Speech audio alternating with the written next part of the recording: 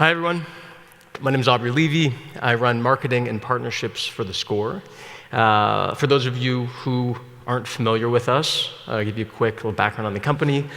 We are a mobile-first sports media company.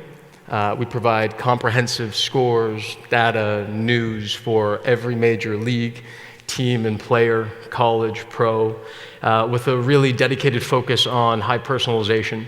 So we go really wide with our coverage, really deep, so no matter what player or what team you care about, we deliver you a really robust mobile-centric content experience.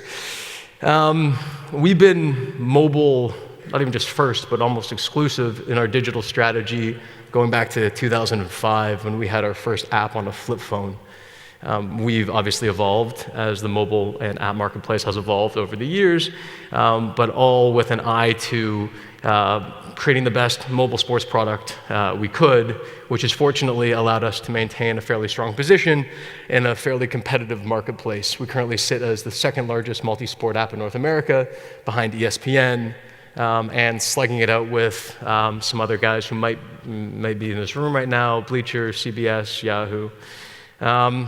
And I want to talk to you guys today a little bit about our organic social strategy, how we used to approach it, some of the challenges we ran into, and ultimately how we changed that strategy in an effort to both increase the reach of our brand using social and also drive adoption and engagement of our core app product.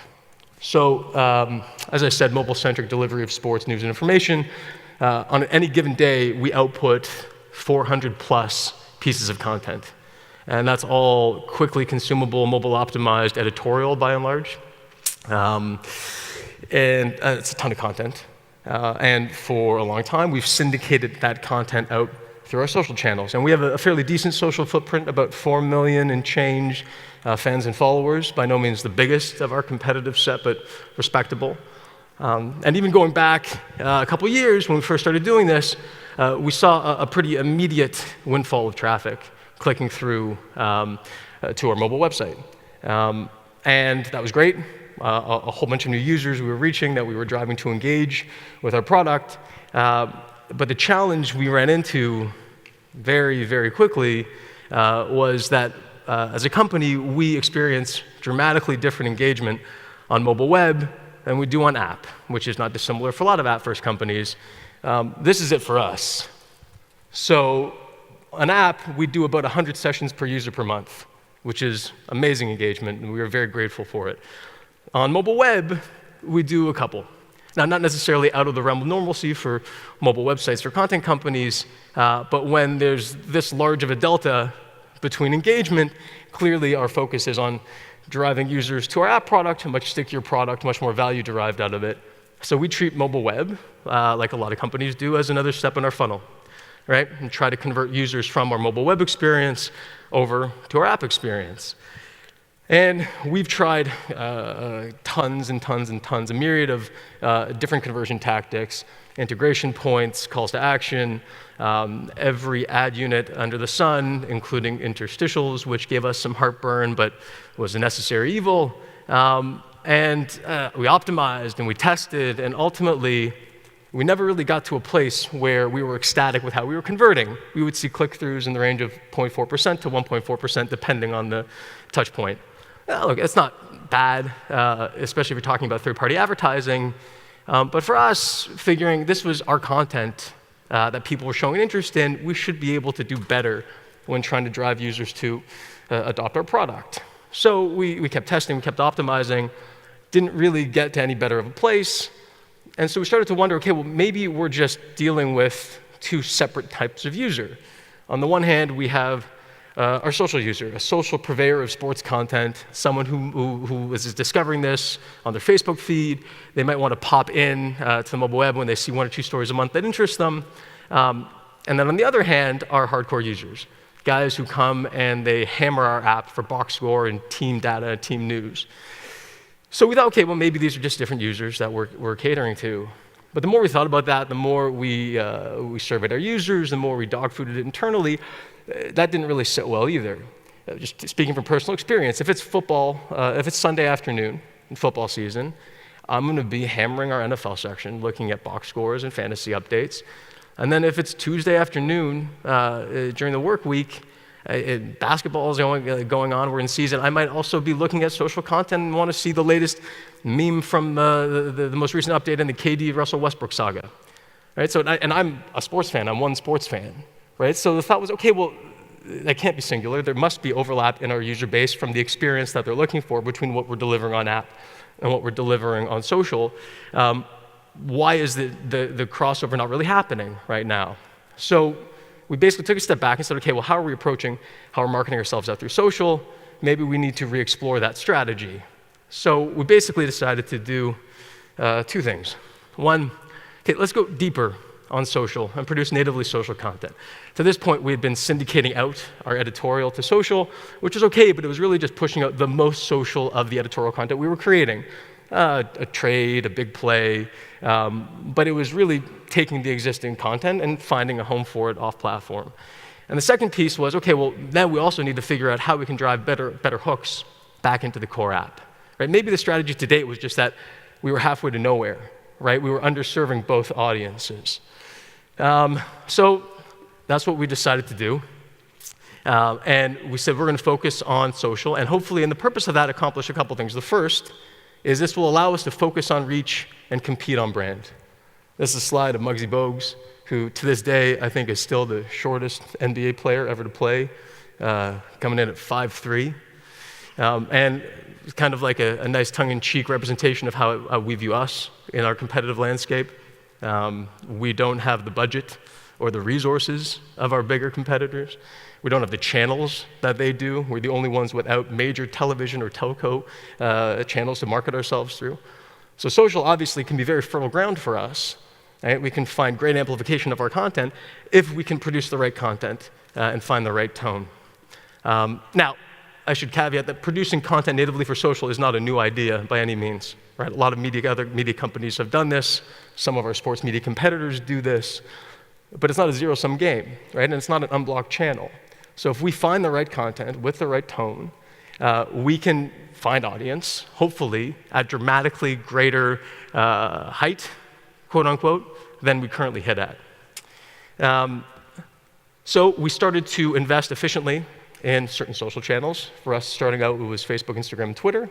And we started to produce rich multimedia content intended for consumption directly in people's social rivers.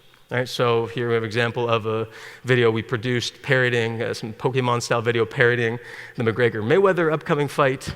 Next to that, we have an example of a piece of content that we pushed where we didn't look for any click-through whatsoever, right? It was prompting on social engagement. Which Raptor should have his number retired first, right? That's the content. Consume that, engage with that right there. And the nice thing, too, is producing this content natively for social doesn't preclude us from trying to drive users back to the core app product. Right? In fact, it can help us do that because it forces us to be more strategic about what we're driving towards. So, for example, here's an example of our NBA mock draft. That's a feature that we had in our core app that was substantially greater value for our social users if they wanted to engage with it. We created a nice image to market it. And we said, look, if you want this, come download or re-engage with the app. And we have this here for you. So that was the content we were looking to create. Then the next piece was, okay, we're going to be touching users on social with this content.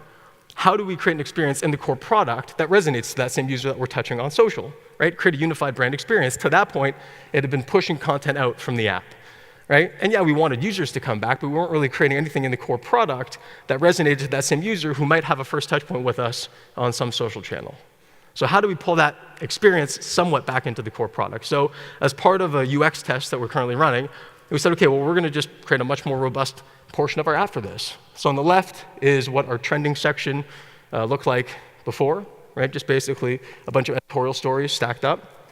And then on the right is what it looks like in this test, right? Which is a multimedia river, all consumable in stream from the best of our social content, right? Prominently laid out right there for the user.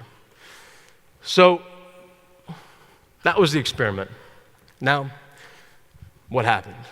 So as we started creating this content, pushing it natively on social, we're happy to say that what we started to see was a pretty dramatic increase in reach.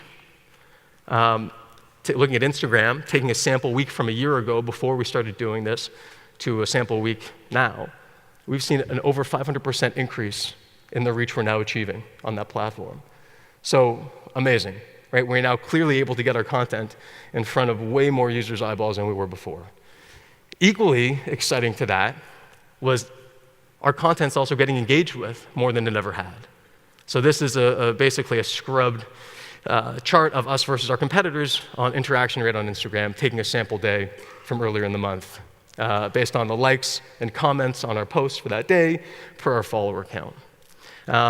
Obviously, I scrubbed our competitors' names, but only one of these guys has a smaller social footprint than we do. The rest all have equal, if not greater, social footprint than us. So awesome that not only are we getting added reach now, but we're also seeing greater engagement than we ever have before.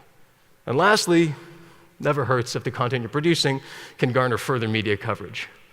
So if I had to then take all of this additional reach and all of these brand impressions that we're now achieving and go and get that through paid, this would cost me an exorbitant sum of money that may or may not have budget to do, but through social, I can unlock the same reach, probably even better because it's tied to organic content that's native to who we are at a fraction of the price. Okay, so that's on the reach side. Now, what about on the conversion? So I showed you guys the click-throughs we were experiencing on house ads when we're driving through mobile web. When we do this strategically on social, we can see our calls to action prompting CTRs at 3 to 4x what we used to get. So great, validates for us that, okay, this user is not just a social purveyor of content who doesn't have any interest in a deeper experience. This user will come through and engage with our core product if we give them good content and we engage with them the right way. Then looking at the experience that we tested around with in-app. And what we saw is from the existing layout to the test layout, a 5x increase in engagement. So that's amazing, right? We were able to take both those users coming from social and existing users and garner 5 times engagement on it. So I'm ending a little bit early, which is amazing. A couple takeaways to leave you guys with. One, optimizing your content for on-social engagement. Now, I know there's probably people in the audience thinking that's easy. You're a content company. You should know how to produce content. It's true. But the point that I think is salient here is that the content we were producing for our app product turned out to be, yeah, fine, the same topic matter of sports. But it was basically a start-from-scratch strategy when we had to figure out how we were going to cover that with our social coverage. Right? So whether you're in food service or you're in travel, whatever your app's primary purpose serves, you essentially can and should start from the same starting point, which is, okay, I have a primary product that I'm offering. What is it about that product that I can represent on social in a way that's really engaging and natively to those platforms? Second, find those smart conversion points directly from social into the core app. Thanks to some deep linking tools, it's easy enough now that if the messaging is right and the CTA is right, you can hook users directly into your app. New users you can choose if you want to force them to the App Store and then deep link them down to a page in the product, which we'll do if the call to action is robust enough, like for that NBA draft tracker. That's something in the app exclusively, so if you want that, then you go and you download and we drop you right on that, right? Or you can still take them to mobile web if you also want. And lastly, find those right hooks in the core product.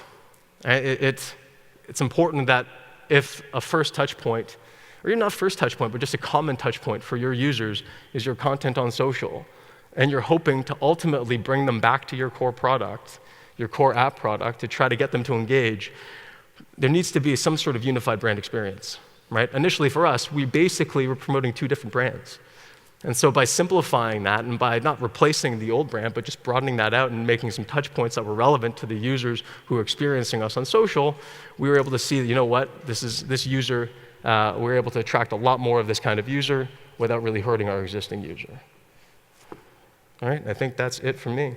So thank you very much, guys. I really appreciate it. Hope this was helpful. All right, take care.